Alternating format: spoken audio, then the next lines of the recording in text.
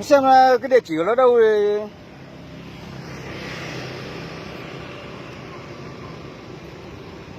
Hay là điện thoại xem là hỏi xem là ở đâu thì để con biết điều mà tìm chứ thế này thì biết nào tìm. Giờ không gọi được nhân bao rồi. Thế hôm qua đi xuống đây từ bao giờ? Hôm qua đi xuống từ lúc trưa. Thế quê ở đâu? Hả? Biên. Quê tận Điện Biên. Rồi khổ thằng bé này chứ gì. Thế giờ con định đi đâu?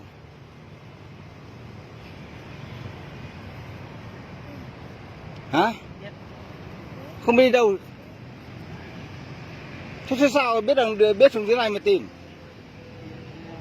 Qua gọi rồi mà. Qua gọi được á?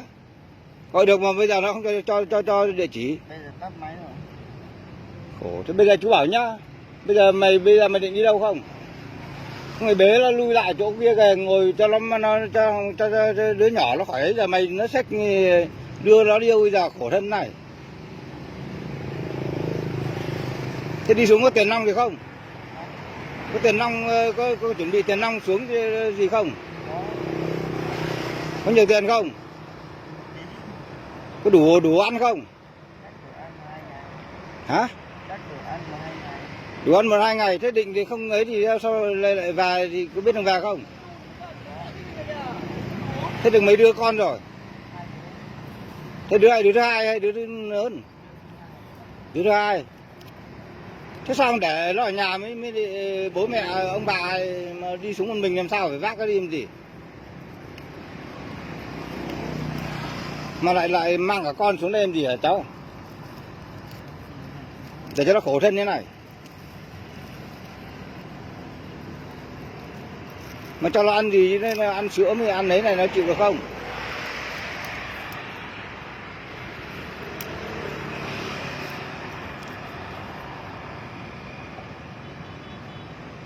Thế bây giờ mà không tìm được nó thì bây giờ cháu định làm như nào? Có 2 ngày không tìm được cháu về. Lại về.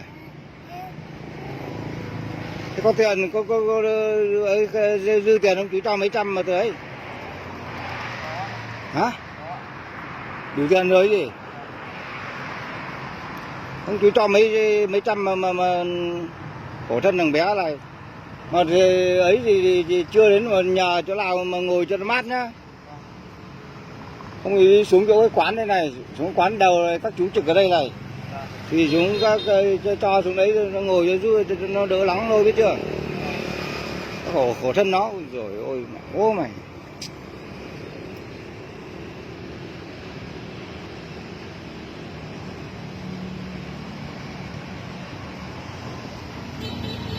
Phải liên lạc, phải điện nó lên thường xuyên vào xem mà tìm nó xem là như nào, mà xem là địa chỉ, hỏi rõ địa chỉ xem là nó ở đâu.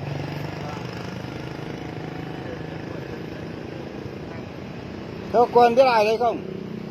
Có quen biết bạn bè nào ở đây không?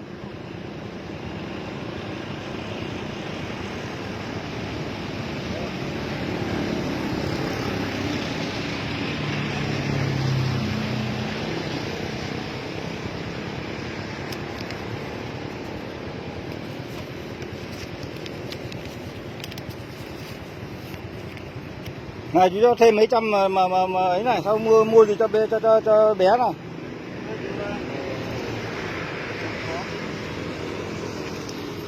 Đây bố chú cho mấy trăm đấy thì không sợ sau là ấy. Sẽ có vấn đề gì thì đi đường có vấn đề gì thì phải nhờ mọi người nghe chưa?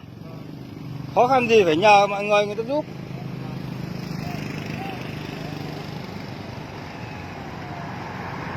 Nó bây giờ chưa đi đâu, chưa tìm được cái thì bế nó quay lại cái chỗ quán kia kìa.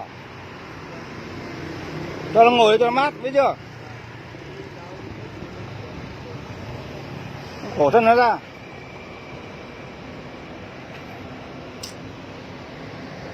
Thế con được được bao nhiêu tháng rồi?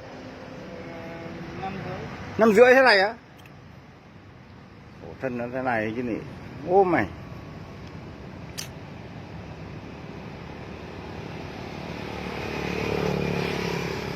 Thế thôi nhá, bây giờ chú bảo nhá, bây giờ nếu không tìm từ giờ đến mai mà không tìm được vợ biết chưa?